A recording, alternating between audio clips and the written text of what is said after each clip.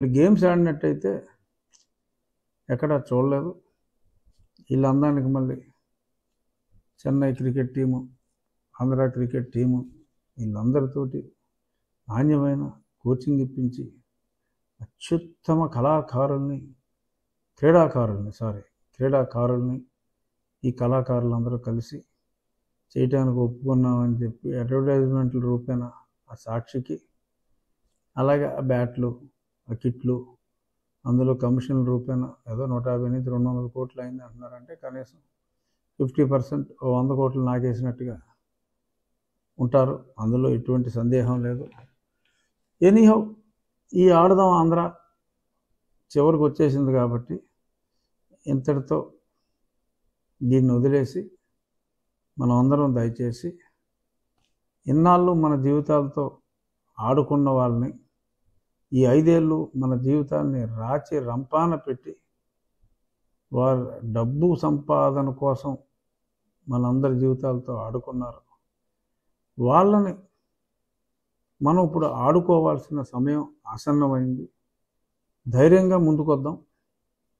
ఈ 2 నెలల్లో అంతకుమించి మనకి సమయం లేదు. డెఫినెట్గా ఇవాళకి 65వ రోజుకి బహుశా మన పోలింగ్ రోజు ఉండొచ్చు. ఈ 65 రోజులు వాళ్ళని మనల్ని జీవితాలతో ఆడుకున్న వారిని ఆడించేద్దాం, ఎన్నికల్లో ఓడించేద్దాం అని మీ అందరికీ నా సవినయ విజ్ఞప్తి, మనవి. ఇక రెగ్యులర్ ఇష్యూలు 2-3 మాట్లాడుకోవాలి. అందులో ముందుగా నిన్న హైకోర్టులో మరి ఎన్నో వాయిదాల తర్వాత నిన్న మళ్ళీ విచారణకు వచ్చింది. నేను జగన్మోహన్ రెడ్డి గారి అక్రమ ఆర్జన, అంటే ప్రభుత్వాన్ని అడ్డం పెట్టుకుని అక్రమ ఆర్జన మీద పబ్లిక్ ఇంట్రెస్ట్ లిటిగేషన్ వేయటం జరిగింది. దానికి ఎడుగురు సందింటి జగన్మోహన్ రెడ్డి గారు ఇదంతా పర్సనల్ ఇంట్రెస్ట్ లిటిగేషను, అసలు వీడికి వేసే అర్హత లేదు, అసలు వాడి మీద ఎన్ని కేసులు ఉన్నాయో తెలుసా సార్, ఆ కేసుల గురించి చెప్పలేదు సార్ అని చెప్పి అతను చెప్పడం జరిగింది. మేము కౌంటర్ ఇచ్చాం.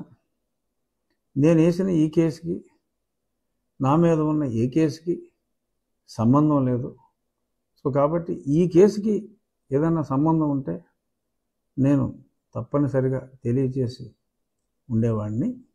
సో అంచేత ఈ కేసులో ఉన్న ఏ అంశానికి సంబంధం లేని కేసు గురించి ప్రస్తావించవలసిన అవసరం పలానా రూల్ ప్రకారం లేదు అని నేను సవినయంగా కోర్టు వారికి సమర్పించాను. ఇవాళ 2 ప్రముఖ తెలుగు దినపత్రికలైన ఈనాడు, ఆంధ్రజ్యోతిలో ఒకే రకమైన వార్త, అక్కడ ఏం జరిగింది అనేది వచ్చింది. వాళ్ళు ఏం రాశారు, నా కౌంటర్లో ఏం రాశాను అనేది చెప్పడం జరిగింది. కానీ ఈ సాక్షుడు జగన్మోహన్ రెడ్డి ప్రధాన వాటాదారుడైన ఈ సాక్షి ఆడేం రాస్తా అంటే,